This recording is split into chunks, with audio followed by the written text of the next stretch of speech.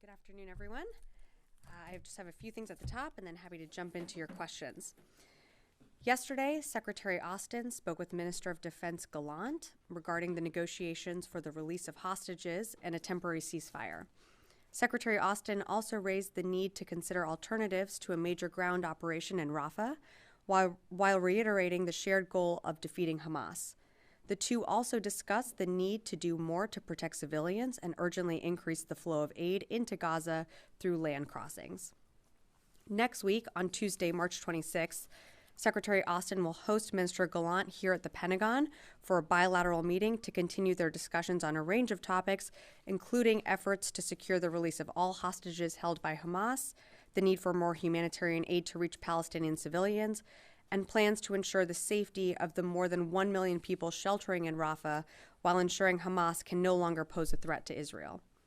This bilateral meeting is separate from the meeting announced by the White House following a call with President Biden and Prime Minister Netanyahu, in which the Prime Minister agreed to send a senior interagency team composed of military, intelligence, and humanitarian officials to Washington. In other news, the Bob Hope class vehicle cargo ship, Roy P. Benavides, a large medium speed roll-on roll-off ship, departed its pier in Newport News, Virginia today, carrying heavy equipment and material needed to construct the temporary pier to support the flow of humanitarian aid into Gaza.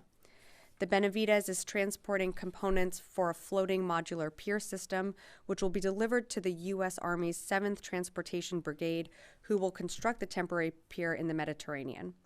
This capability, known as Joint Logistics Over the Shore, or JLOTS, will allow for ship-to-shore cargo distribution and is part of the broad U.S. government's efforts to provide food, water, and other forms of humanitarian aid to Palestinians in Gaza. In other news, the department extends its deepest sympathies to the family and friends of General Al Gray, the 29th Commandant of the Marine Corps, who passed away yesterday in Alexandria, Virginia. As Commandant, General Gray made significant contributions to the warfighting capacity of the Marine Corps, most notably the development of the Maneuver Warfighting Doctrine and the publication of the Fleet Marine Force Manual that remains the foundation for how the Marine Corps thinks about, prepares for, and executes all operations. While he was responsible for establishing the Marine Corps University, he was also a Marine's Marine. And he famously remarked that, quote, "Every Marine is first and foremost a rifleman. All other conditions are secondary," end quote. A full obituary will be released shortly, but for additional information, please contact the Marine Corps' Communication Directorate. And finally, in sad news, today is Ryo Nakamura's last day here at the briefing room. He's been an outstanding international member of the Pentagon Press Corps for more than 4 years now, and we appreciate all of his professional work reporting on important issues. Ryo, safe travels home to you, to Japan, and best wishes to your family. And I think with that, we should give you the first question. Thank you. Thank you so much, Sabrina. Thank you very much for your kind words. I want to ask you about AUKUS. Earlier today, the Deputy Secretary of State, Kurt Campbell, said that Japan's participation in AUKUS Pillar 2 is under consideration. Does the Pentagon assess that Japan has a potential to contribute significantly to advance cutting-edge defense technology development? Yeah, thanks, Ryo, for the question. And again, we'll certainly miss seeing you here, so you'll have to come visit and stay in touch. In terms of what you're referencing, I would refer you to State and the White House for any additional information. As you know, Japan is one of our oldest allies in the region. Our relationship right now is closer than ever, but at this time, I just don't have anything to announce. Separately on the AUKUS Pillar 1, the nuclear power submarine, there are growing concerns that the delivery of the submarine to Australia could delay since the administration reduced the funding request for the submarine earlier this month. So is the Pentagon still confident that you can start delivering the submarine in early 2030s, or are you open to revising the timetable moving ahead? Well, so our commitment to AUKUS is unwavering. In terms of timeline on delivery, I'd refer you to the Navy to speak more to that. But I think this is a good reminder that we are well into fiscal year 2024, and we still don't have a budget. We are in the process of now going through our FY25 budget proposal to Congress, and we still don't have a supplemental passed by Congress. So again, I would refer you to the Navy to speak to the timelines of, and more specifics, but it all has to go back to the budget. And the quicker, the faster that we can get a budget approved by Congress, we're going to meet those benchmarks and we're going to meet those timelines. If we experience delays like we are experiencing right now, we're operating with one hand tied behind our back, and we certainly could fall behind. But for more specifics, I'd refer you to the Navy. AP Tara Cott. All right, thank you. First, on Minister Gallant's visit, what's different about this visit? They talk on the phone all the time. We still see increased civilian casualties in Gaza. There's still not an open gate for additional humanitarian aid. So why is Minister Gallant coming here, and how is the Secretary going to push to try and get some of these more strategic goals answered? Well, the Secretary regularly engages with partners and allies through phone calls and in-person meetings. Minister Gallant was coming to Washington, D.C. This was a meeting that was set up a few weeks ago. So it's just an opportunity to meet face-to-face, just like when the Secretary travels to the region, he goes and meets with many of his counterparts that he has regular phone calls with as well. Sorry, and your second question. Well, so just to press on that more, I mean, do you think that the in-person visit will make more of a difference than these phone calls have in getting more humanitarian aid through? I think it's another opportunity to discuss the urgent need for humanitarian aid to flow into Gaza. That's something that certainly the Secretary impressed upon Minister Gallant, not just in the call yesterday, but in every single phone call he has. A face-to-face meeting is just another opportunity to engage. It's a good opportunity for them to see each other in person. They will discuss also what is happening in the region, what is happening at Rafah. But again, I just want to remind you that this is separate from that team that's going to be is going to come following the phone call that the president had with Prime Minister Netanyahu. Okay, and then on the pier, the Benavides set sail today. Yep. So we've got the pier elements moving forward. You've got the sailors and soldiers are starting to move forward. Yeah. What's going to be the Pentagon's role in kind of that final mile? Are you letting contracts for contractors to then deliver that aid into Gaza? What's kind of the final piece looking like? So that's still something that's being worked out right now. And in terms of the distribution, that's not something that the U.S. military will be involved in. We are, the logistics, setting up, coordinating the movement of the humanitarian aid from either the floating pier or to that floating causeway. But that's something that, in terms of how the distribution of aid is going to happen once it gets into Gaza, that's not something that we're handling. In terms of contracts or how that's going to be done, whether it's through partners and allies, NGOs, I just don't have that for you right now. We're going to get there though. Okay. So just to be clear, but will the Pentagon actually let the contracts that would distribute that final mile, or is that going to be state, or do we know actually who's going to be handling that? There will be no U.S. military on the ground in Gaza. So again, who's handling that? I just don't have that for you. Of the agencies, who's going to be responsible for doing the contracts? I'm not sure at this time who would be responsible for doing the contracts. It might be, again, a partner or an ally that takes this on. This is an interagency effort, but I just don't have more to provide at this time. Okay, and then just one last Sure. on Niger. Assistant Secretary Wallander said today that the CNSP has not officially asked U.S. military troops to leave. Can you give us a status on the conversations with the junta, and what are troops doing right now? Are they just staying inside the wire? They're still operating as they were from July when the initial coup did happen. We've consolidated our presence to 201. From an interagency perspective, from the department and State Department as well, there are ongoing conversations with the CNSP to discuss the path forward, but I don't have a further readout of those conversations. All I can tell you is that they're ongoing, and when we have more to share, we certainly will. Great. Phil. Yes. Just on the timeline for the pier, General Kurlitz said today that he thought it would be, he seems just slightly faster timeline, that they perhaps be in place in mid-April. Can you just give us a sense, has the timeline been shortened, or is it still up to 60 days from the original date that you announced? I think it's still up to 60 days from when we initially announced it, which was, I think, now go about 2 weeks ago, approximately. Of course, if that period shortens or gets expedited in any way, that's great, and we want to see that. But we're allowing ourselves some time to allow those ships to get there. So we still, I think what General Kurilla said is approximately mid-April. That sounds accurate. I'm not doing the math up here in terms of like 60 days from when we announced, but that's about right. Yeah. I'm going to go to the phones and then happy to come back in the room. Jeff Schogel, Task and Purpose. Thank you. I just wanted to double check to see if you were asked earlier if the DoD is making any plannings for a non-combatant evacuation operation from Haiti. I just wanted to see if anything has changed, if DoD is looking into a possible NEO for Haiti. Thank you. Thanks, Jeff, for the question. So right now the mission is securing that embassy, augmenting our security, as you saw with the Marine Fast that went in just earlier last week.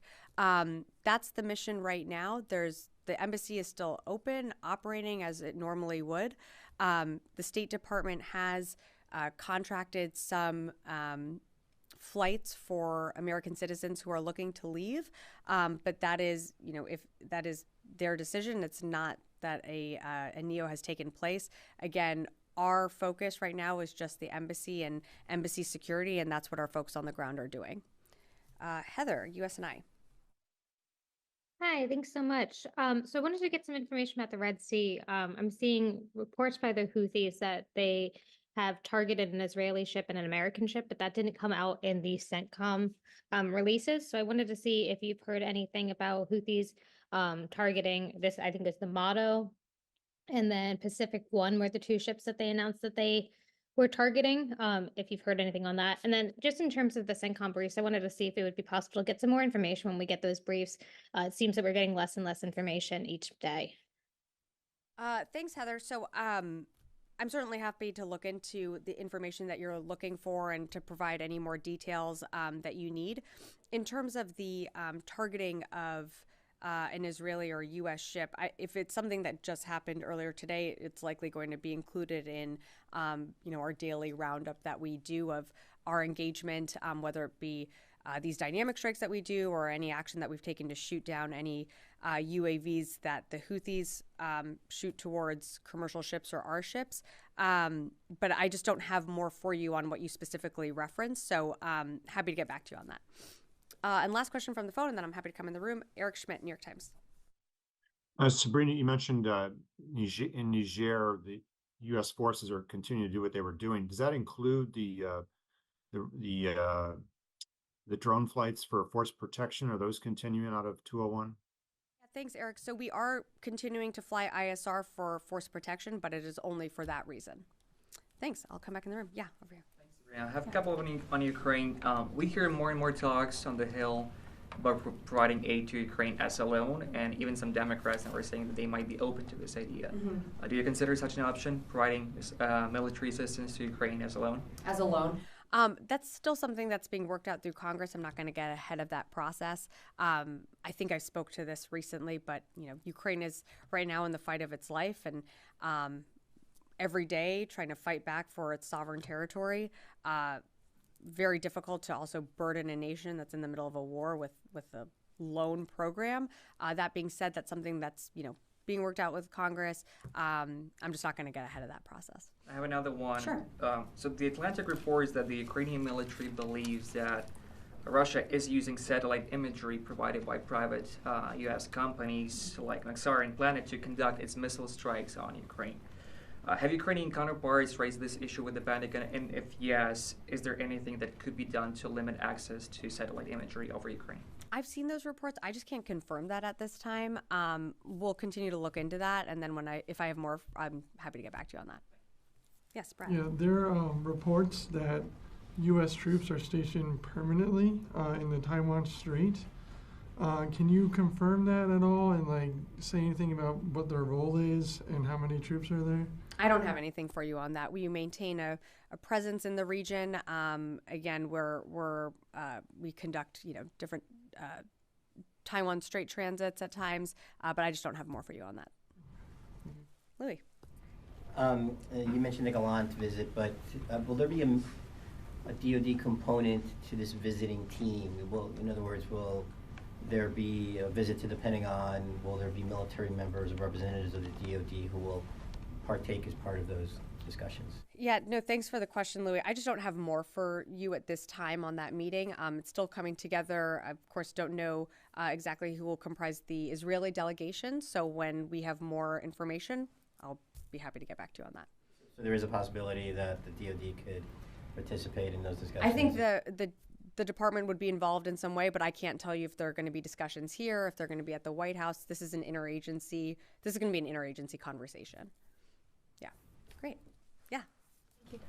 White House announced the first trilateral U.S.-Japan-Philippines Leaders Summit on April 11th.